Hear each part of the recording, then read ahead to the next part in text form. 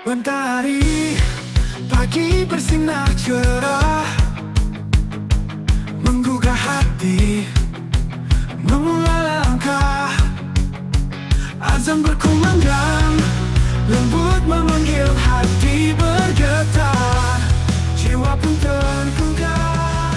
Mari kemasi, kita bersujud. Muliakan Allah, pagi hari ini Allah masih memberikan kita kesempatan, masih memberikan kita kesehatan, iman Islam, sehingga kita bisa melaksanakan sholat subuh secara berjamaah. Salawat serta salam semoga selalu tercurahkan kepada junjungan kita Nabi Muhammad Sallallahu Alaihi Wasallam. Baik, Bapak Ibu yang dimuliakan Allah, melanjutkan kajian kita tentang pelatihan sholat khusyuk. Ya. Kami mengulang lagi apa yang sudah kami sampaikan pada pertemuan yang lalu. Jadi prinsip sholat khusyuk itu yang pertama, Bapak Ibu, adalah kita perlu menghadirkan Allah. Ya. Jadi ketika kita mengucapkan Allahu Akbar, ya, atau mungkin sebelumnya, kita harus yakin, ya, kita harus yakin bahwa Allah itu ada di hadapan kita, bahwa Allah itu sedang hadir menghadap kita, atau kita menghadap Allah. Ya, ini sesuai dengan hadis Nabi Shallallahu Alaihi Wasallam bahwa ketika seorang hamba sholat maka Allah akan hadir di hadapannya. Ya, kemudian kalau hamba tersebut menengok ke kanan atau ke kiri, maka Allah akan mengucapkan, hambaku telah menengok kepada sesuatu yang menurut dia sesuatu itu lebih baik daripada aku. Ya. Jadi dalam tanda kutip Allah cemburu ketika kita menengok. Padahal menengok di dalam sholat itu hukumnya kan makruh gitu ya, tidak sampai membatalkan sholat. Tetapi Allah cemburu. Dalam tanda petik Allah cemburu. Ketika kita menengok kedua kalinya, maka Allah juga akan mengucapkan ucapan yang sama. Ketika kita menengok ketiga kalinya, maka Allah akan meninggalkan kita. Ya. Artinya Allah udah gak peduli tuh sama sholat kita. Silakan kamu sholat selesai, tapi Allah tidak akan menerima sholat kita. Sebagaimana dalam hadis Nabi, ada orang yang melaksanakan sholat selama 60 tahun. Dalam satu riwayat Imam Abu Hurairah, sahabat Abu Hurairah meriwayatkan bahwa ada orang yang 60 tahun sholat, wa ma taqabbalallahu lahu sholatan, tetapi tidak ada satupun dari sholatnya yang diterima oleh Allah Subhanahu wa Ta'ala. Jadi sholatnya hanya menggugurkan kewajiban saja. Ya, sholatnya hanya melaksanakan kewajiban saja, tetapi tidak ada satupun dari sholatnya yang diterima oleh Allah Subhanahu wa Ta'ala. Maka langkah pertama agar kita bisa khusyuk di dalam sholat kita, agar kita bisa fokus, konsentrasi, ya, seperti kita betul-betul sholat, maka kita harus meyakin bahwa Allah itu hadir di hadapan kita, Pak. Sebagaimana hadis Nabi juga, as-sholatu mi'rajul mu'min. Sholat itu adalah mi'rajnya seorang mukmin. Sebagaimana Nabi Muhammad itu Isra dan Mi'raj, ya, dari Mekah ke Baitul Maqdis, kemudian ke Sidratul Muntaha, Mi'raj, bertemu langsung dengan Allah, berbincang-bincang langsung dengan Allah. Dan begitu pun kita seorang mukmin bisa melakukan Mi'raj, tetapi tidak dengan fisik kita, tetapi dengan hati kita, dengan pikiran kita. Kita langsung berbincang-bincang dengan Allah Subhanahu wa Ta'ala. Makanya Rasulullah juga mengatakan bahwa sholat ini adalah munajat. Ya, munajatnya seorang hamba dengan Tuhannya. Munajat itu artinya adalah berbincang-bincang, berbisik-bisik. Ya, jadi sholat ini menjadi kesempatan kita, Bapak sekalian, kita mencurahkan semua keluh kesah kita. kita menyampaikan semua masalah-masalah hidup kita, ya, kita mengungkapkan semua problem, ya, kehidupan kita, masalah ekonomi, masalah kesehatan, masalah pendidikan, masalah makan, pekerjaan, dan lain sebagainya, ya, semuanya kita sampaikan kepada Allah Subhanahu wa Ta'ala.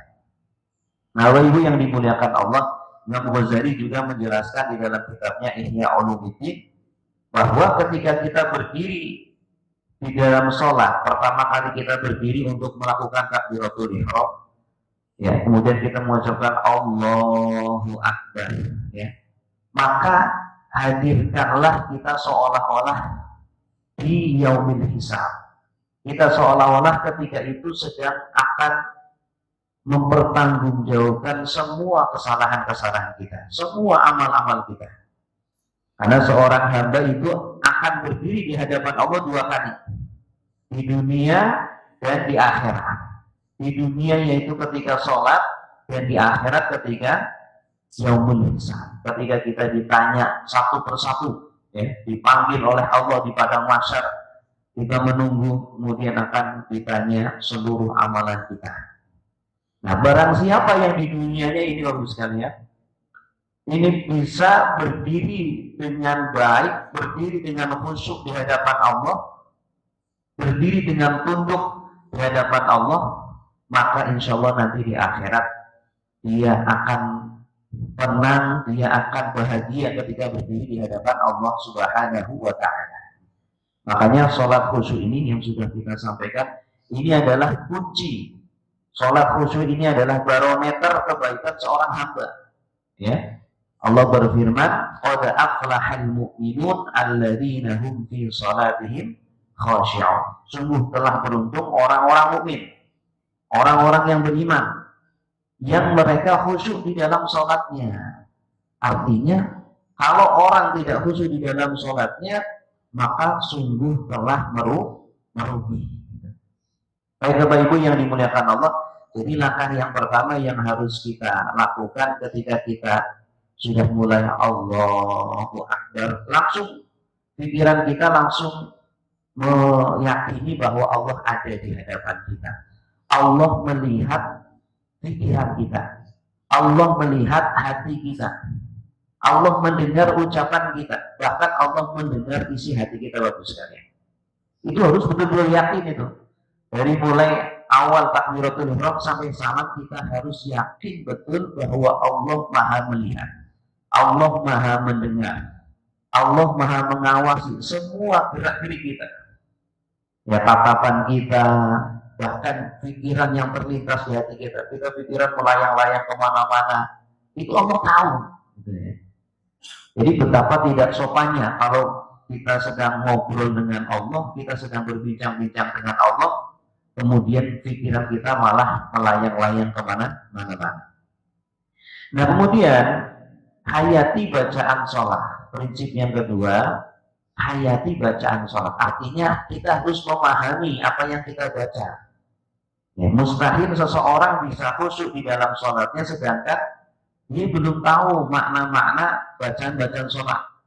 Allahu Akbar. Artinya apa, Pak? Allah Maha besar. Alhamdulillah. Segala puji bagi Allah. Subhanallah. Maha suci Allah. Ya. Dan bacaan-bacaan seterusnya itu harus kita hafalkan artinya. Itu harus ada di dalam pikiran kita. Ya, dan harus dihadirkan. Karena banyak, Pak, ya, orang yang tahu bahasa Arab, orang Arab juga, mereka pandai bahasa Arab, ya, tetapi masih belum bisa khusyuk. Kenapa? Karena dia tidak menghayati bacaan sholat, karena dia tidak menghadirkan makna-makna bacaan sholat. Dan bacaan sholat itu tidak hanya dihadirkan arti terjemahannya saja. Mungkin untuk awal-awal tidak apa-apa lah, kita hanya menghadirkan artinya saja. Tetapi perlu pendalaman, perlu penjabaran. Ketika kita mengucapkan Allahu Akbar, apa maksud dari Allahu Akbar? Apa penjabarannya? Ya. Jadi menghayati bacaan sholat itu ibarat kita sedang mengupas kelapa. Ya, kalau kita ingin menikmati ya enaknya santan itu kan harus dikupas dulu. Serabutnya harus dikupas dulu. Setelah dikupas masih ada batoknya harus dikeluarkan dulu. Kemudian dagingnya masih bentuk apa namanya, masih besar gitu ya, keras, perlu diparut dulu. Setelah sudah diparut perlu diperes gitu ya. Makanya nanti orang ketika melaksanakan sholat khusyuk itu bertingkat-tingkat ya. Ada yang khusyuknya 10%, ada yang khusyuknya 20%, 30%, sampai 100% ya. Sampai seperti khusyuknya Nabi, khusyuknya para sahabat. Para sahabat itu Pak, ada orang yang sahabat yang sedang sholat gitu ya, dipanah itu, dia nggak mau membatalkan sholatnya, masih dilanjutkan sholat sampai tiga panahan menusuk di tubuhnya. Ya, ada orang yang ketika kakinya mau diamputasi, ya, dia minta izin tolong amputasi saya ketika saya sedang sholat. Ya, kenapa? Karena ketika dia sedang sholat nggak terasa. Ya, jadi biusnya itu sholat. Ya, jadi level sholat khusyuknya sudah sangat luar biasa. Nah kita bertahap ya, sedikit demi sedikit. Orang itu khusyuk itu berlevel-level. Jadi ketika kita semua belum sampai mencapai puncak, nggak apa-apa. Tapi latihan terus. Kita upgrade terus kualitas sholat kita. Jangan sampai sholat kita yang kita lakukan itu sama persis seperti dulu ketika kita masih kecil. Ketika kita masih baru belajar cara sholat masih sama, ya, masih belum paham bacaannya, pikiran masih melayang-layang kemana-mana. Nah, maka kewajiban kita sekarang untuk belajar mengupdate kualitas sholat khusyuk yang kita lakukan. Yang pertama, hadirkan Allah. Selalu yakini Allah ada di hadapan kita. Kita sedang berbincang-bincang dengan Allah. Jadi yang sholat tidak hanya lisan kita, yang sholat tidak hanya badan kita, pikiran kita juga sholat, hati kita juga sholat. Ya. Kemudian hayati bacaan sholat. Ya, tadi. Jadi ketika kita mengucapkan Allahu Akbar, betul-betul kita rasakan Allah lah yang paling besar. Allah lebih besar dari masalah kehidupan kita, Pak. Lebih besar dari problem kehidupan kita, lebih besar dari penyakit kita, lebih besar dari kita punya musuh, lebih besar kita punya masalah dan seterusnya. Dan kita harus betul-betul membesarkan Allah. Jangan sampai kita merasa sombong, kita merasa wah saya lebih berilmu, wah saya lebih titelnya lebih tinggi daripada dia, wah saya lebih kaya, wah saya lebih terkenal. Jangan sampai. Ya, jadi nanti orang yang keluar dari sholat menjadi pribadi-pribadi yang sangat luar biasa. Kenapa? Karena dia betul-betul menghayati apa yang dia baca. Dia menghayati apa yang dia lakukan di dalam sholat. Ketika dia ruku, menundukkan dirinya di hadapan Allah, benar-benar menundukkan. Ya. Ketika dia mengucapkan Allahu Akbar, Allah Maha Besar, ucapan Maha Besarnya benar-benar ucapan sesuai dengan artinya, tidak dusta di dalam lisannya. Karena mohon maaf Pak, banyak orang yang mengucapkan Allahu Akbar di dalam sholatnya, tetapi di pikirannya, di hatinya masih merasa lebih soleh dari orang lain, masih merasa lebih berilmu, masih merasa lebih berpengalaman, masih merasa lebih kaya, masih merendahkan orang lain. Ya, nah, dia mengucapkan Allahu Akbar di dalam sholatnya, tetapi masih banyak melanggar aturan-aturan Allah, masih belum mengagungkan aturan-aturan Allah, masih belum mengagungkan perintah-perintah Allah, masih berani melakukan larangan-larangan Allah. Jadi orang yang mengucapkan Allahu Akbar tetapi di luar sholat dia masih banyak melanggar aturan Allah, berarti dipertanyakan Allahu Akbarnya. Berarti sholatnya belum 100% tanha anil fahsya'i wal munkar. Belum mencegah dari perbuatan keji dan perbuatan mungkar. Ya. Tapi bukan berarti percuma dong sholatnya, enggak. Tapi terus dimulai, terus ditingkatkan kualitas sholatnya sehingga sedikit demi sedikit kita menjadi pribadi yang betul-betul muflihun. Ya, qad aflahal mu'minun. Sungguh telah beruntung orang-orang yang beriman. Betul-betul pribadi yang muflihun, yang beruntung. Ya. Kemudian yakini bahwa Allah melihat pikiran dan hati kita. Kita harus selalu yakin, Pak. Bahkan tidak hanya di dalam sholat. Kita di dalam kehidupan sehari-hari harus selalu yakin. Allah melihat pikiran kita. Allah mendengar hati kita. Kita suudzon kepada orang, kita merendahkan orang lain, walaupun tidak mengucapkan dengan lisan kita. Allah tahu. Ya. Makanya di dalam sholat, di luar sholat itu juga, Pak, kalau kita ingin bisa selalu berkomunikasi dengan Allah, latihlah sholat khusyuk di luar sholat. Ya. Bagaimana caranya? Latihlah untuk berzikir qalbi. Jadi jangan pikir lisan. Selama ini kita biasanya tuh pikir lisan. Lisannya mengucapkan, tapi pikirannya melayang-layang kemana-mana. Latihlah zikir qalbi. Zikir qalbi itu gimana? Kita mengucapkan Allahu Akbar seolah-olah kita sedang berbicara dengan Allah. Kita mengucapkan Alhamdulillah seolah-olah kita sedang menyampaikan syukur kita kepada Allah. Jadi betul-betul kita lakukan dengan lisan dan hati kita, dengan pikiran kita, gitu Pak. Seperti kita ngobrol dengan sesama manusia, gitu ya. Selama ini kita terkadang menganggap Allah itu tidak ada. Kita menganggap Allah itu sesuatu yang naudzubillah, sesuatu yang mati. Jadi mengucapkan Allahu Akbar itu lewat begitu saja. Seolah-olah Allah itu mati, seolah-olah Allah nggak mendengar, seolah-olah Allah nggak melihat. Ya, naudzubillah ini. Kita harus yakini ketika kita mengucapkan Allahu Akbar, Allahu Akbar, ya, Allah Maha Besar. Ya Allah, Engkau lebih besar dari masalah-masalahku.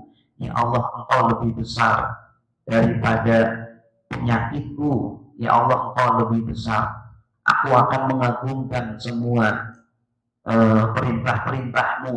Aku akan mengagungkan syariatmu.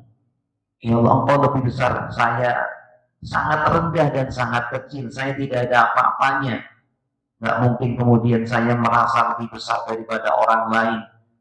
Nah, mungkin saya merasa lebih pintar, merasa lebih kaya, dan seterusnya. Ya. Ketika mengucapkan Alhamdulillah juga sama seperti itu. Kita mengucapkan Alhamdulillah, ya Allah, Alhamdulillah hari ini saya bisa dibangunkan dengan kondisi badan yang sehat. Terima kasih ya Allah. Alhamdulillah ya Allah, saya masih bisa melihat. Alhamdulillah ya Allah, saya masih bisa berbicara, masih bisa mendengar, masih bisa berjalan, masih bisa duduk dengan nyaman. Ya. Jadi mengucapkan Alhamdulillah betul-betul seperti kita mengucapkan terima kasih langsung kepada Allah Subhanahu wa Ta'ala. Kalau kita biasakan seperti itu harusnya di luar sholat, insya Allah di dalam sholat itu bisa kita hadirkan makna-makna seperti itu. Kemudian hadirkan rasa butuh, ya. Di dalam sholat hadirkan kita itu sangat butuh sekali dengan Allah. Karena kita yakin, Pak, bacaan-bacaan sholat ini adalah bacaan-bacaan yang betul-betul kita butuhkan. Bahwa bacaan-bacaan sholat itu bacaan luar biasa. Itulah yang kita butuhkan di dalam dunia dan akhirat kita. Ya, ketika kita mengucapkan Allahu Akbar, kita betul-betul memang harus merasakan bahwa kita betul-betul hamba kita. Merasakan bahwa betul-betul Allah itu adalah Tuhan kita. Ya, karena orang yang tidak sadar dengan hakikat dirinya, orang yang tidak mengenal dengan siapa dirinya, itu biasanya akan tersesat. Biasanya perbuatannya pun banyak salahnya, karena dia tidak mengenal siapa dirinya. Ya, dan dia tidak mengenal siapa Allah.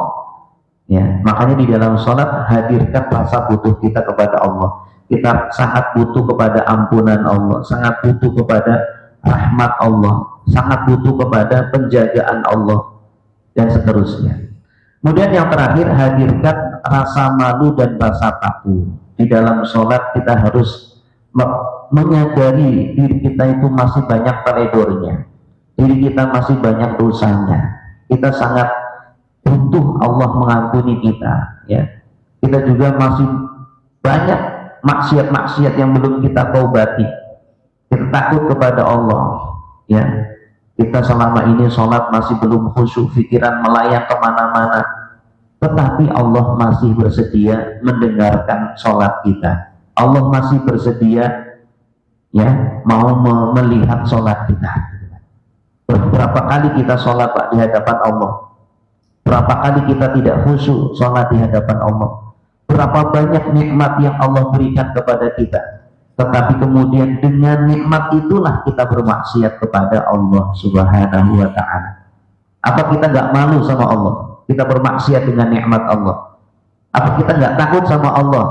Kita bermaksiat dengan nikmat-nikmat yang Allah berikan, ya. Nah, maka di dalam sholat hadirkan rasa malu dan rasa takut kepada Allah Subhanahu wa Ta'ala. Saking sayangnya Allah, saking sabarnya Allah kepada kita, Pak, Allah masih membiarkan kita sholat masih nggak khusyuk. Allah masih, ya dah, ntar mungkin besok-besok mau khusyuk. Makanya kita harus berubah, harus mengupgrade, memperbaiki cara sholat kita selama ini. Nah, kemudian, Pak, sebelum kita masuk ke selanjutnya, ada perusak khusyuk ini yang sangat berbahaya, yang menjadikan kita itu tidak khusyuk, di antaranya apa? Dosa dan maksiat. Walaupun orang dia sudah paham apa yang dia baca, dia berusaha untuk menghayati bacaan-bacaan sholat, tetapi biasanya orang kalau masih banyak dosanya atau baru melaksanakan dosa, itu biasanya sulit untuk melakukan sholat dengan khusyuk. Karena dosa dan maksiat ini efeknya pertama memberatkan kita untuk berbuat baik, menghalangi seseorang untuk berbuat baik. Ini biasanya orang kalau memiliki dosa, apalagi dosa besar, kalaupun dia berhasil melakukan kebaikan, biasanya dia tidak nikmat melakukan kegiatan tersebut. Biasanya dia tidak merasakan manisnya ibadah tersebut, Pak. Ini kalau orang masih memiliki dosa, belum bertaubat kepada Allah, ya, belum beristighfar kepada Allah. Ya, makanya kita perbanyak istighfar dengan istighfar qalbi. Artinya apa? Ketika kita mau beristighfar, astagfirullah, akui betul kita itu salah. Astagfirullah, ya Allah, saya belum bisa menjaga mata. Astagfirullah, ampuni ya Allah, saya belum bisa menjaga lisan. Astagfirullah, ampuni ya Allah, saya masih menggunakan nikmat-nikmat untuk maksiat. Astagfirullah, ampuni ya Allah, saya masih sombong. Astagfirullah, ampuni ya Allah, saya masih banyak zalim.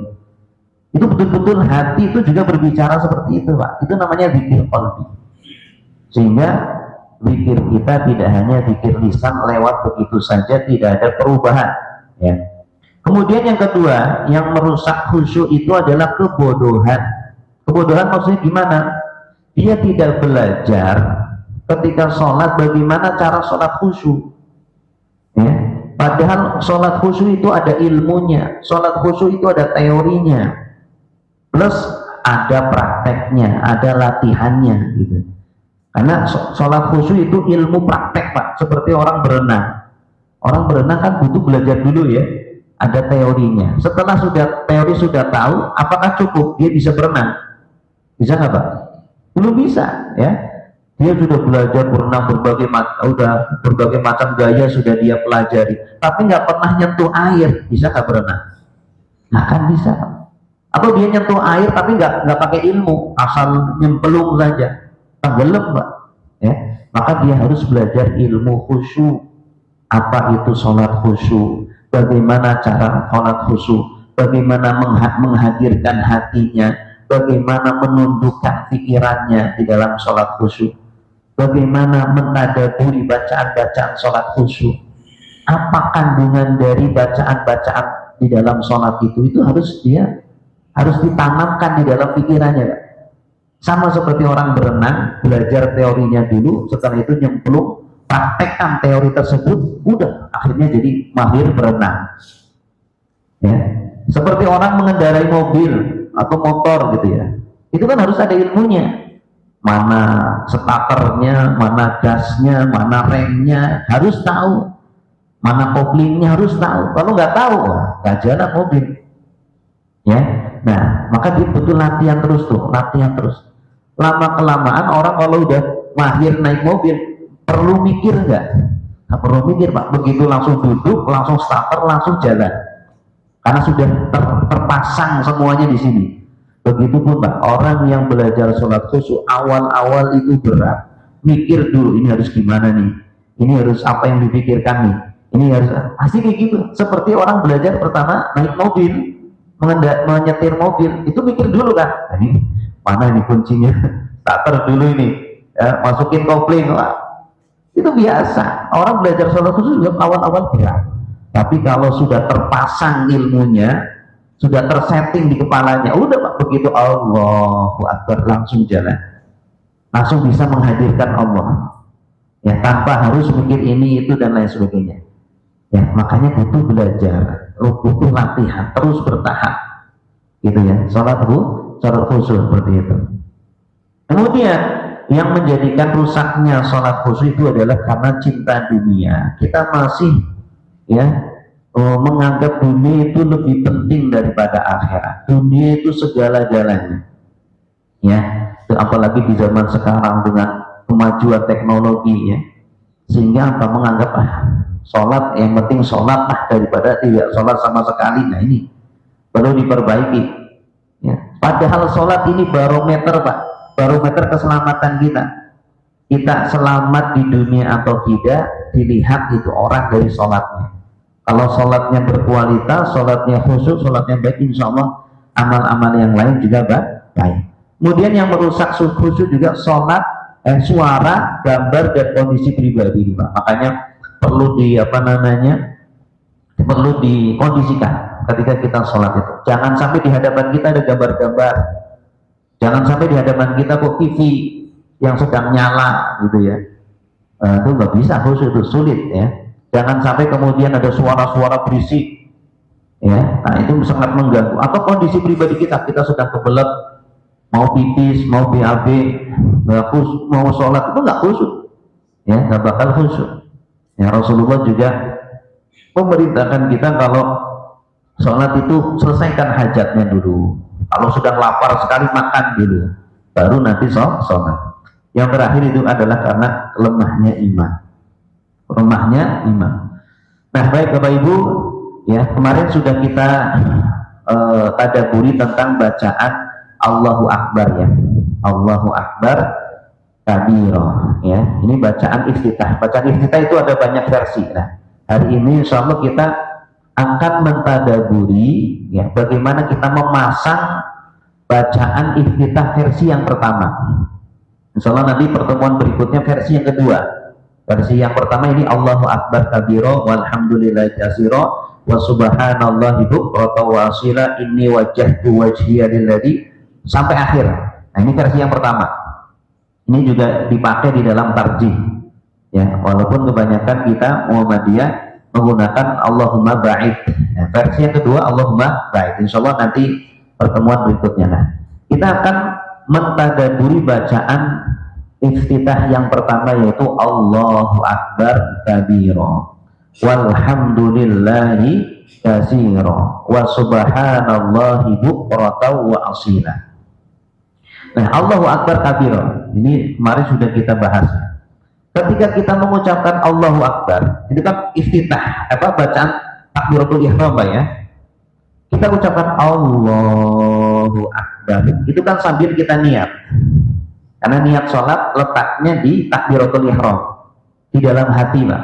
Ucapannya harus diucapkan, Allahu Akbarnya harus diucapkan. Karena itu termasuk rukun qauli. Rukun qauli itu rukun yang harus diucapkan. Allahu Akbar, ya. Ketika mengucapkan itu hati niat, saya niat sholat subuh fardu karena Allah, ya. Saya niat sholat, 3 hal yang harus dihadirkan. Pertama, niat sholat. Yang kedua, sholat fardu. Yang ketiga, sholat subuh, nama sholatnya. Itu 3 harus hadir di dalam hati kita, ya. Kemudian ketika kita sudah niat Allahu Akbar, kita hayati betul, ya Allah, Engkaulah yang maha besar. Ya, tidak layak kalau ketika saya sudah mengucapkan Allahu Akbar tetapi pikiran saya masih melayang-layang kemana-mana. Saya masih mengkhawatirkan rezeki saya masih mengkhawatirkan urusan dunia saya masih mengkhawatirkan keamanan saya. Nggak usah takut kalau kita sudah bersama Allah, nggak usah khawatir kalau kita sudah bersama Allah. Ketika kita mengucapkan Allahu Akbar, berarti kita menyerahkan semua urusan kita kepada Allah, Pak. Kalau sudah diserahkan, masa kita khawatir sama Allah? Berarti kita nggak yakin dong sama Allah. Kita ragu-ragu dong sama Allah. Iya. Ya, kalau kita mengucapkan Allahu Akbar kok masih ada khawatir, pikiran masih pikir, gimana ya? Dagangan saya laris nggak ya? Gimana ya? Masih gimana ya? Nah, ini perlu diperbaiki. Maka ketika mengucapkan Allahu Akbar, betul-betul sadari kebesaran Allah, sadari kekuasaan Allah. Allah melihat pikiran kita, Allah melihat hati kita, Allah mendengar. Ya. Harus betul-betul tunduk. Di luar sholat pun kita harus betul-betul tunduk kepada Allah dengan aturan-aturan Allah, larangan-larangan Allah betul-betul dijauhi. Ya, tidak boleh kita sombong kepada orang lain, dan sadari betul kita betul-betul kecil dan rendah. Kemudian kita ucapkan walhamdulillahi katsira. Ya, mohon maaf mungkin saya agak cepat. Walhamdulillahi katsira. Alhamdulillah, ini bentuk syukur kita kepada Allah. Rasakan betul ketika kita mengucapkan alhamdulillah, kita sudah banyak sekali mendapat nikmat dari Allah. Dan seluruh nikmat itu harus disyukuri semuanya, Pak. Dari mulai nikmat kehidupan, nikmat makanan, minuman, kesehatan, penglihatan, pendengaran, pengucapan, oksigen. Itu harus kita syukuri semuanya kepada Allah. Jadi ketika mengucapkan alhamdulillah, alhamdulillah ya Allah, betul-betul kita mengakui seluruh nikmat adalah berasal dari Allah Subhanahu wa ta'ala. Ya. Kemudian selanjutnya wa subhanallahi bukratan wa asila. Ya, rasakan betapa Allah itu suci, Allah itu bersih. Wa subhanallah, maha suci Allah sepanjang masa. Jadi ketika kita mengucapkan wa subhanallah, yakini Allah itu sempurna, Allah nggak punya kekurangan, Allah suci dari segala kekurangan-kekurangan. Ada yang mengatakan Allah itu punya anak, naudzubillah, itu kekurangan. Allah punya pasangan, itu juga kekurangan. Nah, kita yakini Allah itu maha sempurna, tidak butuh kepada siapa-siapa. Ya, dan Allah itu dalam semua perbuatannya itu adalah yang terbaik. Dalam semua takdirnya kepada kita itu yang terbaik. Terkadang orang kemudian suudzon dengan Allah, ya, menganggap Allah itu jahat ketika menimpakan bahaya kepada kita, ketika kita mendapat musibah. Nah, naudzubillah, dengan ucapan subhanallah kita menolak itu semuanya. Kita betul-betul meyakini semua perbuatan Allah itu baik, semua takdir Allah itu baik, tidak ada yang salah, semuanya penuh dengan hikmah. Tinggal kita menyikapinya dengan benar. Nah, kemudian selanjutnya inni wajjahtu wajhiya lilladzi fataras samawati wal ardh. Ya. Allahu akbar kabira walhamdulillahi katsira wa subhanallahi bukratan wa asila. Itu yakini betul Allah hadir di hadapan kita, Pak. Ya. Ketika kita mengucapkan itu Allahu akbar kabira walhamdulillahi katsira wa subhanallahi bukratan wa asila. Allah maha besar, segala puji bagi Allah, dan Allah maha suci Allah sepanjang masa. Setelah itu apa? Inni wajjahtu wajhiya lilladzi fataras samawati wal ardh. Sungguh aku hadapkan diriku kepada Zat yang menciptakan langit dan menciptakan bumi. Ya, intinya Pak dari lafaz ini adalah kita menghadapkan jiwa dan raga kita kepada Allah. Jadi dari awal sholat itu Pak, kita sudah menyeting diri kita bahwa kita itu akan betul-betul fokus menghadap kepada Allah. Tidak hanya menghadapkan badan saja, fisik saja, zahir saja, tetapi juga pikiran kita, hati kita, batin kita dihadapkan kepada Allah Pak. Dari awal kita sudah berkomitmen, sudah berjanji kepada Allah akan terus fokus menghadap Allah Pak. Nah, makanya kita mengucapkan ini jujur enggak nih? Kita harus introspeksi, kita harus introspeksi bersama-sama. Benar jujur nggak mengucapkan ini? Ketika kita mengucapkan Allah ini wajah tuh, betul-betul nggak kita menghadapkan jiwa dan raga kita, pikiran kita tunduk nggak sama Allah? Ya, atau jangan-jangan mengucapkan ini saja pikiran udah melayang-layang kemana-mana. Ya, sudah banyak pelanggaran-pelanggaran yang kita lakukan. Ya. Makanya dari awal itu seolah-olah Nabi itu langsung mengingatkan kita, udah awal harus benar gitu ya, dari awal harus sudah tunduk, harus sudah lurus, hadapkan jiwa dan raga kita hanya kepada Allah, yakini Allah itu penguasa alam semesta. Kita kalau bertemu dengan orang besar itu kan nggak mungkin kita main-main Pak ya. Kita mau bertemu dengan presiden, udah di hadapannya, mungkin nggak kita mainan HP, mungkin nggak kita mainan game gitu, kita sibuk dengan hal yang lain, nggak mungkin. Pasti kita fokus. Mungkin nggak tidur, nggak mungkin. Pasti kita akan fokus dengan presiden, dengan di hadapan kita. Nah ini kita tuh berhadapan di hadapannya presidennya segala presiden, rajanya segala raja. Masa kita masih berani pikiran melayang-layang kemana-mana? Allah tahu pikiran kita.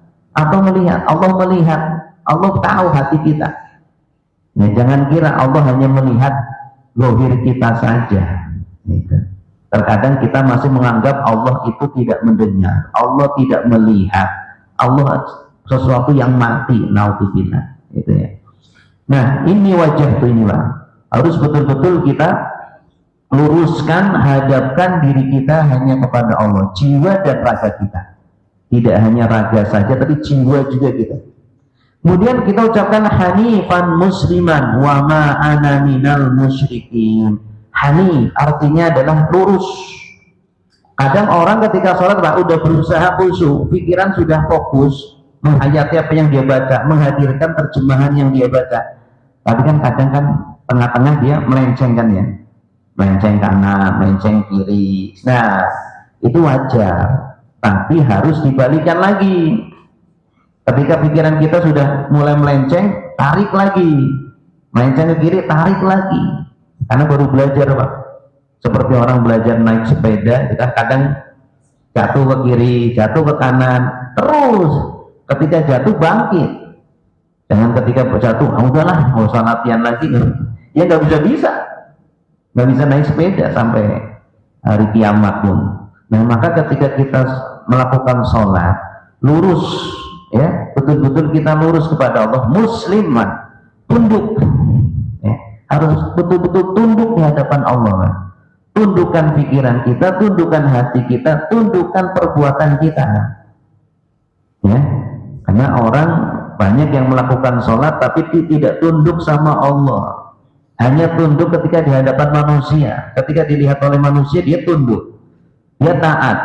Tapi ketika nggak dilihat manusia, dia nggak tunduk, seolah-olah nggak ada Allah. Nah, musliman itu harus betul-betul tunduk kepada Allah, seluruh perintah-perintah Allah.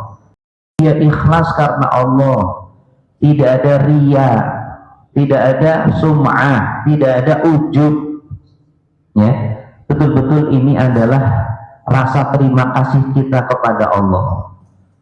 Ya, Allah sudah memberikan penglihatan, pendengaran, kesehatan, oksigen, nikmat banyak banget Pak Allah kasih kepada kita. Apa terima kasih kita kepada Allah? Allah hanya minta sholat ya, 5 waktu itu sehari 5 waktu, sholat 5 menit fokus ya, padahal Allah tidak pernah memutus nikmat kita. Oksigen terus Allah kasih. Pernah nggak di stop semenit Pak oksigennya? Nggak pernah, alhamdulillah jalan terus. Ya, Allah terus memberikan nikmatnya. Harusnya kita pun berusaha untuk bisa terus fokus dan khusyuk di dalam sholat kita. Wa ma ana minal musyrikin, dan saya bukanlah termasuk orang yang musyrik. Musyrik itu tidak harus menyembah selain Allah, tidak harus.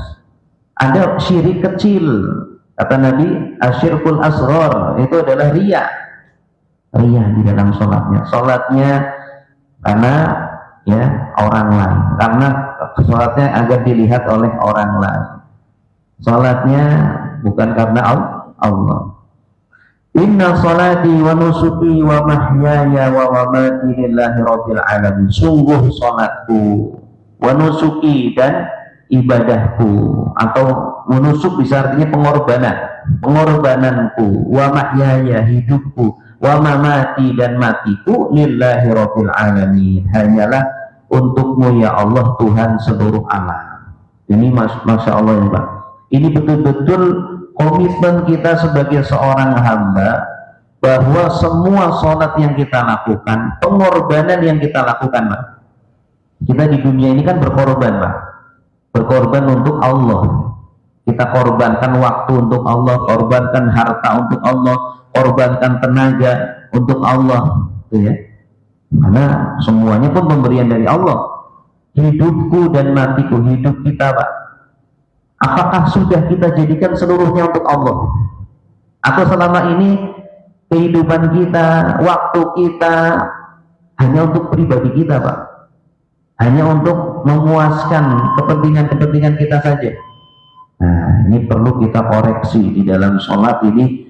Selama ini kita itu hidup, apakah hanya untuk kepuasan pribadi kita, kepentingan pribadi kita, atau sudah kita arahkan kehidupan ini untuk Allah?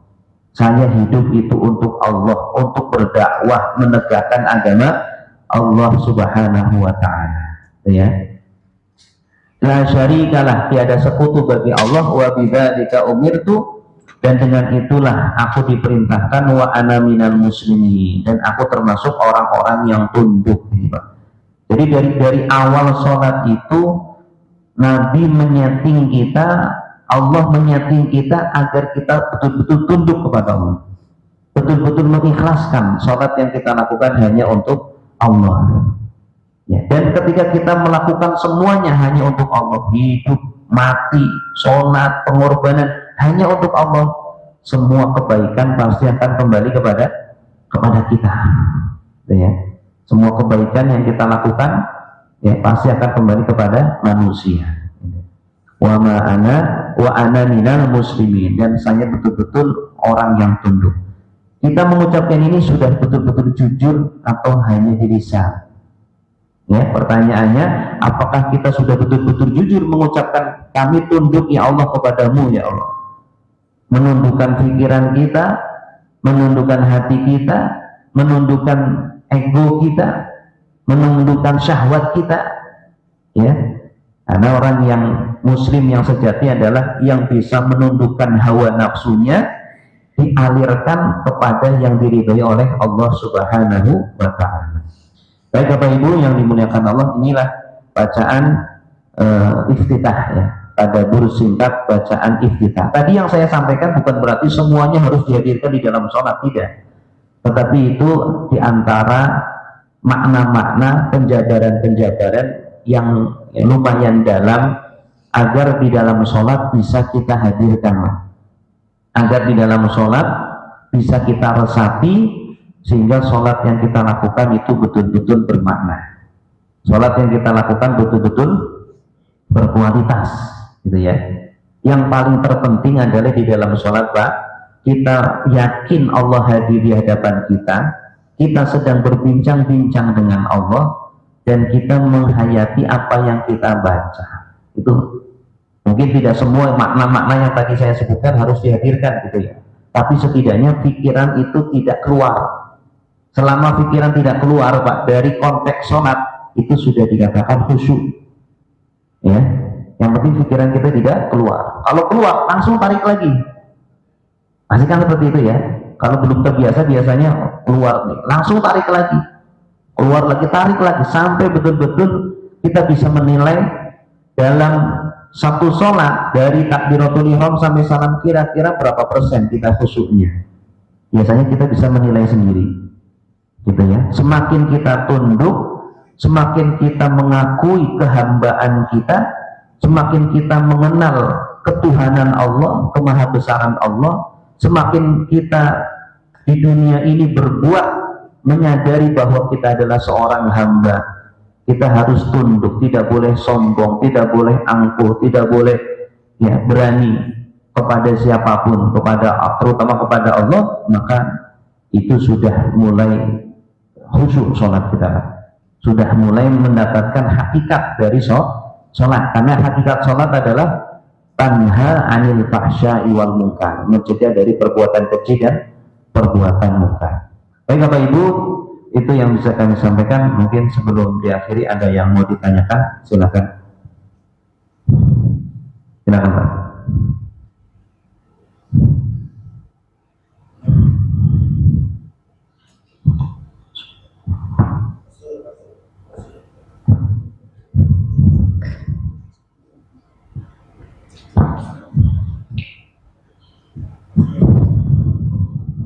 Assalamualaikum warahmatullahi wabarakatuh. Waalaikumsalam warahmatullahi wabarakatuh. Ustadz, salah satu cara yang awal itu kita mengartikan apa yang kita baca. Iya. Nah, yang kita baca itu kalau kita baru mengerti itu biasanya kita konsentrasi itu. Tapi kalau sudah setiap hari kita baca itu, jadi itu suka jadi melayang-layang. Nah, salah satu cara itu kita menutup mata itu, merem itu. Merem. Iya. Tapi katanya sholat itu tidak boleh gitu. Karena kalau tidak merem tuh kita terangsang oleh yang ada, misalnya terlihat kita lihat apalah sajadah kayak apa depan itu. Nah ini hukumnya gimana Ustaz kalau merem? Kalau merem tuh merasanya kok mengingat-ingat yang dibaca itu lebih mudah gitu dibanding kalau gitu. Terima kasih. Assalamualaikum. Waalaikumsalam warahmatullahi wabarakatuh. Jadi merem memang di dalam sholat itu hukumnya makruh, Pak. Hukumnya makruh di dalam sholat. Jadi ya untuk menghilangkan hal-hal yang mengganggu kita, pandangan-pandangan ya, yang kita lihat di depan atau suara-suara, memang dengan tadi menghadirkan yang tadi saya katakan, harus betul-betul yakin bahwa Allah di hadapan kita. Allah melihat pikiran kita, Allah melihat hati kita. Kemudian juga kita bayangkan seperti kita sedang diadili Allah di yaumil hisab itu. Karena kondisi kita berdiri di dunia di dalam sholat itu menentukan nanti kondisi kita nanti ketika berdiri di hadapan Allah di yaumil hisab. Semakin kita baik berdiri kita di sholat di dunia, insya Allah kondisi kita nanti di yaumil hisab pun baik. Gitu. Ya, jadi itu kita perlu kita yakinkan betul di dalam hati kita dan kita latih terus sehingga tidak ada kesempatan bagi pikiran untuk memikirkan yang lain selain dari konteks sholat itu. Ya, jadi kita yakini betul. Kemudian kita hayati apa yang kita baca, resapi apa yang kita baca. Ya. Ketika kita mengucapkan Alhamdulillahirabbil alamin, betul-betul kita bersyukur kepada Allah, betul-betul kita berterima kasih ya Allah, alhamdulillah nikmat yang begitu banyak. Apalagi kalau kita mungkin habis dapat nikmat besar gitu ya Allah, alhamdulillah ya saya dapat ini ya, alhamdulillah Engkau telah menyembuhkan saya ya Allah, alhamdulillah saya terbebas dari kecelakaan, tidak di kecelakaan asalnya mau ketabrak, alhamdulillah. Jadi banyak sekali makna-makna yang bisa kita hadirkan dalam ucapan alhamdulillah yang berkaitan dengan pribadi kita masing-masing, Pak. Pasti kan pribadi kita masing-masing kan punya kondisi sendiri-sendiri ya. Syukuri nikmat itu dengan ucapan alhamdulillah. Gitu ya. Alhamdulillah, dan itu betul-betul kita rasakan. Alhamdulillahirabbil alamin. Kemudian Ar-Rahmanir-Rahim, yang maha pengasih, yang maha penyayang. Rasakan sayangnya Allah yang terus mengalir kepada kita. Ya, kadang kita karena seringnya mendapatkan nikmat, Pak, sudah terbiasa mendapatkan nikmat. Ada sifat manusia itu karena sudah terbiasa, akhirnya lupa. Kita setiap hari dapat oksigen, setiap hari dapat cahaya, setiap hari dapat bisa melihat, setiap hari bisa mendengar, bisa makan, sehingga lupa itu tuh nikmat besar. Coba Pak, kalau sehari saja Allah turunkan sumpama ada asap ya di Jakarta ini, wah, seperti di Riau ya, kebakaran hutan gitu lah. Itu nikmatnya oksigen itu luar biasa Pak.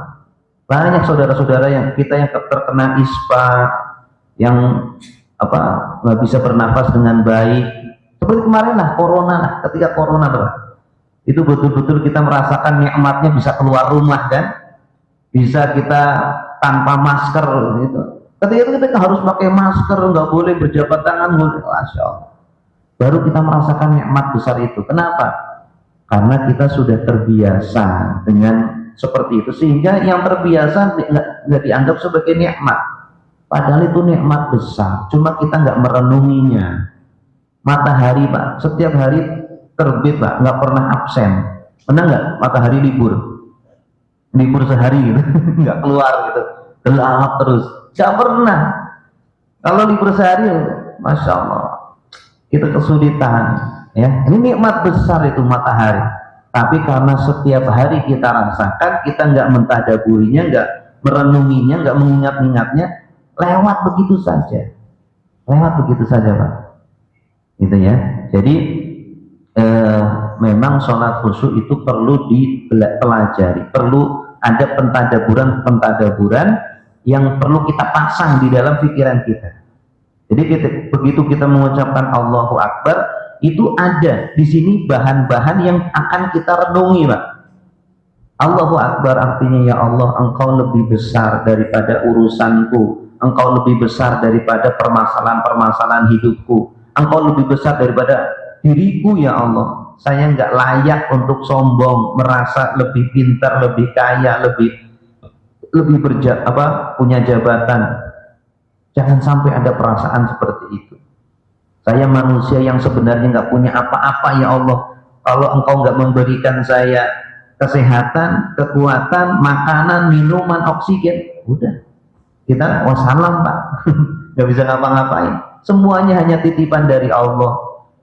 Nah itu makna-makna seperti itu tuh perlu kita pasang di sini, sehingga ketika kita sholat bisa kita hadirkan ya, walaupun nggak semuanya, 1, 2 bisa kita hadirkan seperti itu ya. Jadi nggak perlu merem.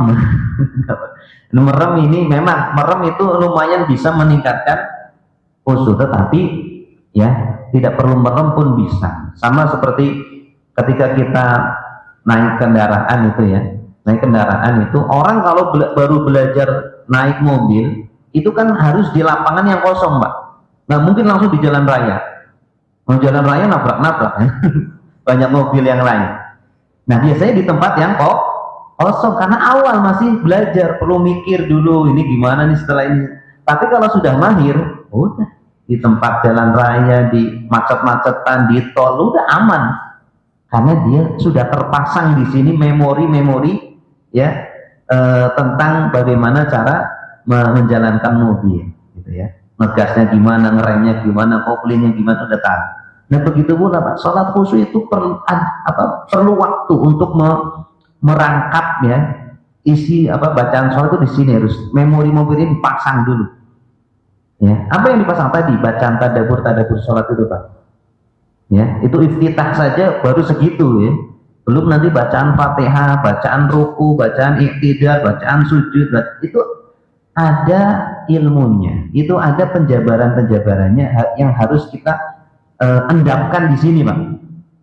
Taruh memorinya di sini. Kalau di sini belum ada memorinya, kita belum belajar sholat khusyuk, nggak akan keluar Pak. Paling yang keluar artinya saja, arti Allahu Akbar, Allah Maha Besar. Subhana rabbiyal a'la, Maha suci Allah yang maha tinggi, gitu ya. Cuma itu saja. Tetapi itu tadi saya katakan seperti orang mau makan kelapa tapi belum dikupas serabutnya, bisa nggak? Serabutnya digigit-gigit, nggak bisa, masih hampa gitu ya.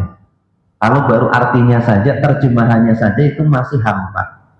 Orang makan kelapa baru masih serabutnya, perlu dibuka terus. Jadi kita menguak makna bacaan sholat, mendalami itu seperti sedang membuka kelapa, kemudian kita baru mendapatkan dagingnya, mendapatkan airnya setelah sudah dibuka seperti itu. Ya, tapi yang minimal ya, arti-artinya itu kita hadirkan.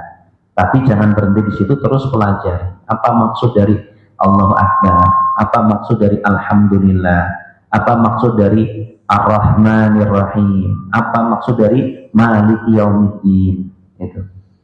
Itu Pak. Insyaallah nanti pertemuan berikutnya kita jabarkan makna-makna tersebut.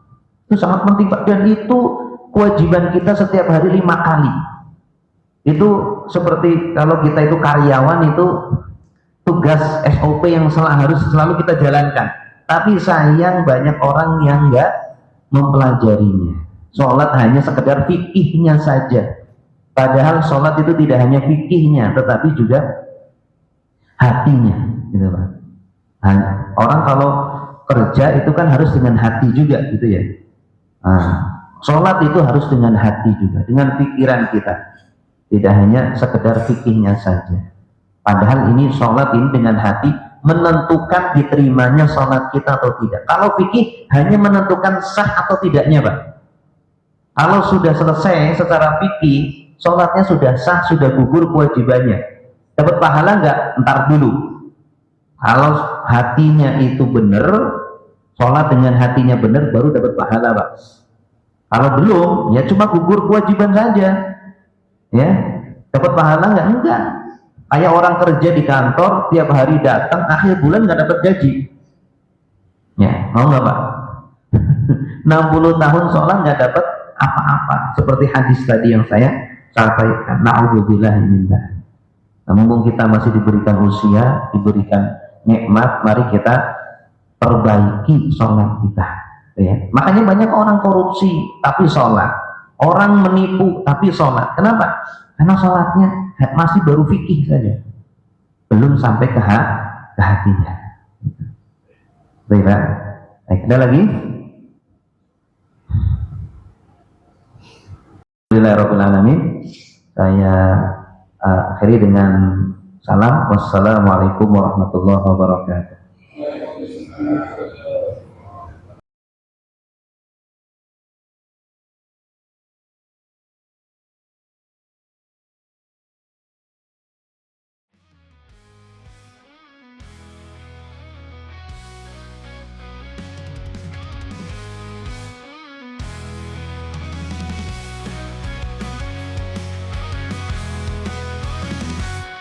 Mentari pagi bersinar cerah, menggugah hati, memulai langkah. Azan berkumandang, lembut memanggil hati bergetar, jiwa pun tergugah. Mari ke masjid, kita bersujud, tinggalkan dunia, dengarkan seruan. Di sana damai, di sana tenang, dekatkan diri pada Tuhan.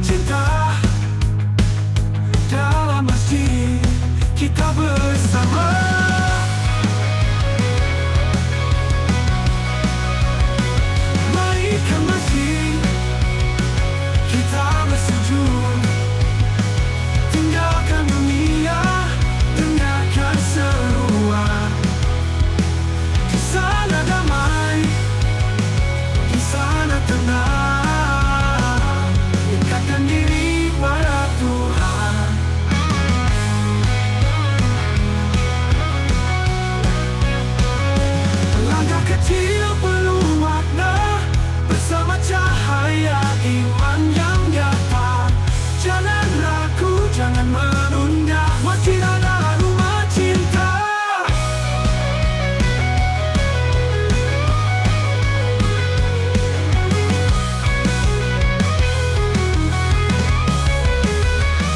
Mari ke masjid, kita bersujud, tinggalkan dunia, dengarkan seruan. Di sana damai,